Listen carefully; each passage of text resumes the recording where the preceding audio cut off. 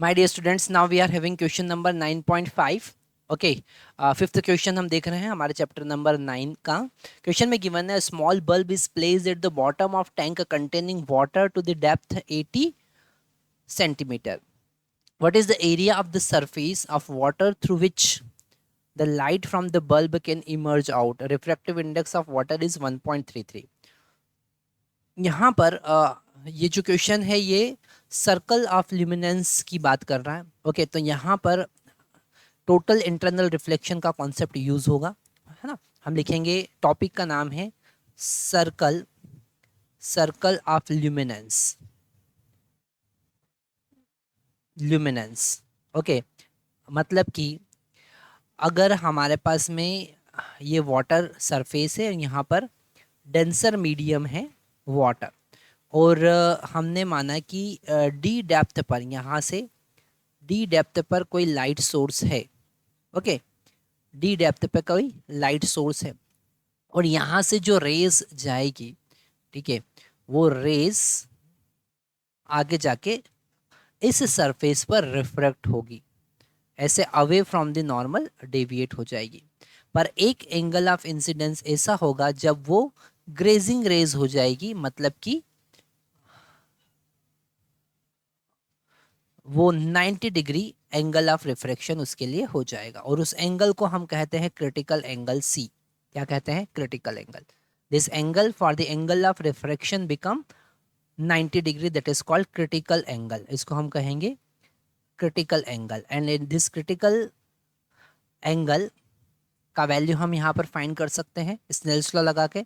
तो sine C eta of water, okay, sine C is equal to eta of air, that is equal to 1, यहाँ पर बाहर air हम मान के चल रहे हैं, into sine R is the 90 degree.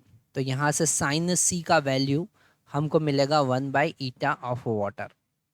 Okay, that is the angle of this, C is the critical angle.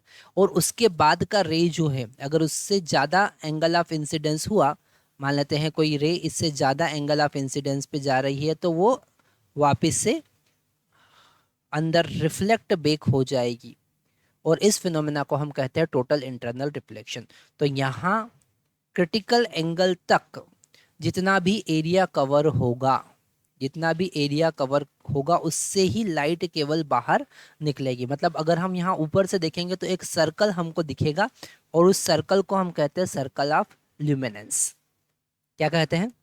Circle of luminance. और इस सर्कल ऑफ ल्यूमिनेंस का रेडियस हम फाइंड कर सकते हैं, इसका रेडियस हम फाइंड कर सकते हैं, क्योंकि अगर ये एंगल, इस डायग्राम को फिर से हम यहाँ पर बनाते हैं, है ना, यहाँ पर ये रेडियस आर है, ये डेप्थ डी है। ओके, और अगर यहाँ पर एंगल सी होगा तो ये वाला एंगल भी सी होगा, और साइन सी का वैल्यू हमको पता है, पर यहाँ पर हम 10 सी का यूज़ करेंगे, जो कि होगा आर डिवाइडेड बाई डी। ठीक है, इस 10 सी को हमको साइन सी में कन्वर्ट करना पड़ेगा। वैसे हमको यहाँ पर आर निकालना है, आर फाइंड करना है, तो डी इंटू 10 सी हम लिखेंगे, और 10 सी का वैल्यू यहाँ से फाइंड कर सकते हैं। 10 सी का वैल्यू क्या होगा? अगर ये परपेंडिकुलर और ये हाइपोटेनियस है, तो बेस परपेंडिकुलर 1 होगा, और बेस जो होगा वो होगा रूट ईटा ऑफ वाटर का स्क्वायर माइनस 1। ओके, आप यहाँ पर पाइथागोरस थ्योरम से 10 सी का वैल्यू निकाल सकते हैं, है ना। ये आपका परपेंडिकुलर है, ये हाइपोटेनियस है, तो बेस क्या होगा? हाइपोटेनियस का स्क्वायर माइनस परपेंडिकुलर का स्क्वायर का रूट। तो परपेंडिकुलर डिवाइडेड बाय बेस 10 सी होगा, इसका वैल्यू यहाँ पर पुट करेंगे, तो R इज इक्वल टू मिलेगा D divided by root eta of water square minus 1। ये हमारे पास में radius of circle of luminance आता है। अगर हमको एरिया फाइंड करना है, क्योंकि उन्होंने पूछा find the area, so this area equal to pi R square. Okay, तो यहाँ पर pi as it is, R का वैल्यू हो जाएगा D square divided by eta of water square minus 1, और स्क्वायर से रूट कैंसिल हो जाएगा। अब फाइनली हमको इसमें सारी वैल्यूज पुट करना है ना, तो वो वैल्यू यहाँ पर हम पुट कर देते हैं। यहाँ पर अगर हम एरिया निकालेंगे, ए इज इक्वल टू पाई, और डी का वैल्यू यहाँ पर 80 दे रखा है, तो 80 का स्क्वायर, ओके, डिवाइडेड बाय ईटा का वैल्यू 4/3 दे रखा है, तो 4/3 का होल स्क्वायर माइनस 1। इसको हम सॉल्व कर देंगे, है ना।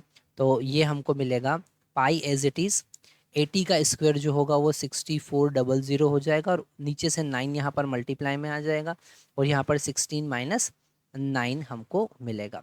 इसे हम आगे कैलकुलेट कर सकते हैं।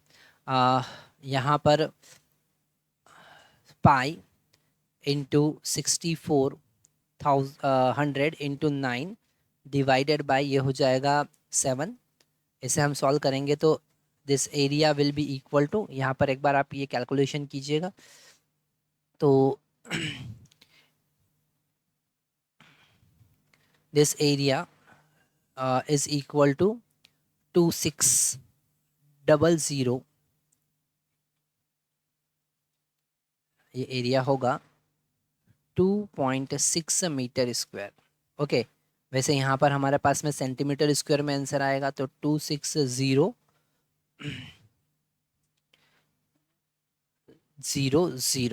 है ना, सेंटीमीटर स्क्वायर, फिर इसको हम मीटर में कन्वर्ट कर सकते हैं।